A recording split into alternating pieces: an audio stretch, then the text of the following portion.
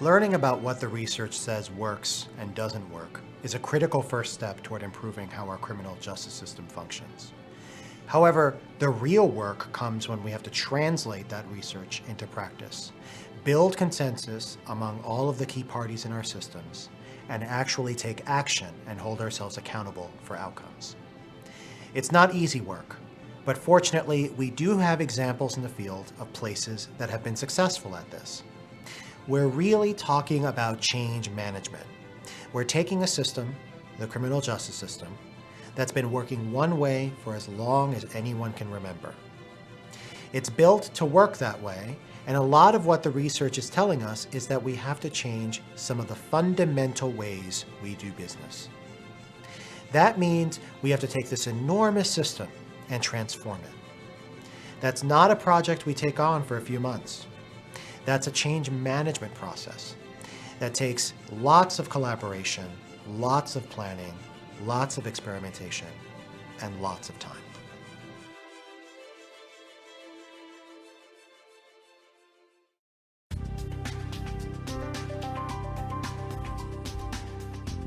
There are lots of models for change management out there in the world. The U.S. Department of Justice, for instance, has produced publications on different processes for planning change and building consensus. Even so, certain principles emerge consistently. First, change management requires a clear, shared vision. We need a team that represents the stakeholders in the criminal justice system. Sometimes you can't get everyone to the table. Start with what you can and work on bringing others in soon. That team, though, needs to have a clear idea about where they are going. What's the goal? How will we know when we get there? What difference are we trying to make in people's lives?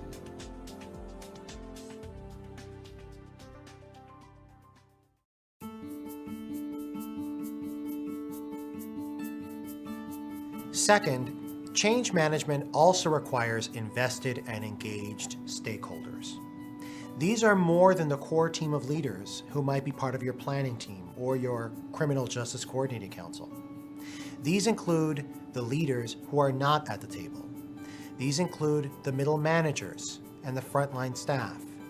Many change efforts fail because folks on the ground don't understand why they are being asked to do things differently and resist making changes that are uncomfortable and perhaps even seem counterproductive. A big part of change management is communication. Think about who needs to understand what changes are coming, who needs to be able to promote it, who needs to accept it, and who needs to participate in it. Your communication strategy, indeed, your strategy for engaging these different groups, will necessarily vary depending on the goal.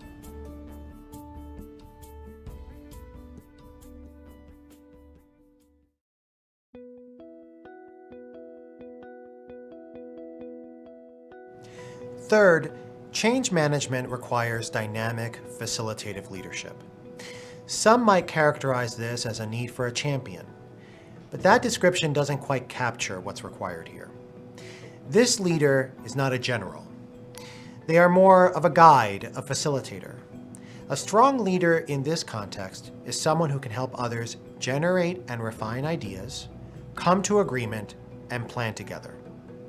However, this person is also someone who defines clear benchmarks with the group, keeps the group on task, and helps the team to hold itself accountable. This role is a difficult one, but it is so crucial to the effort that the decision about who plays it should not be taken lightly.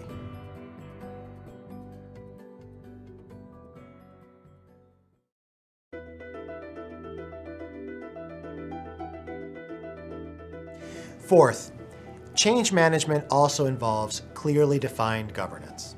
I know, this is a mundane one, yet it actually makes a huge difference.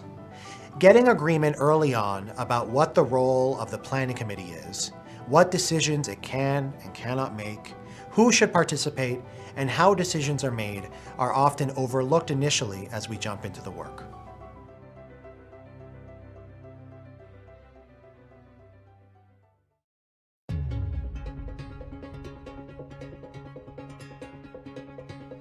Last but not least is action planning. Change management, quite simply, requires good planning. We need to understand what the specific goals and objectives are, what the deliverables will be, who will be responsible, within what time frame, and what success will look like when we get there. That plan is a living document. It will have to adapt as conditions change, and it will have to be refined as we learn more about what is working and what isn't. But another key part of action planning and implementation is evaluating and reflecting on your past work to inform your future work.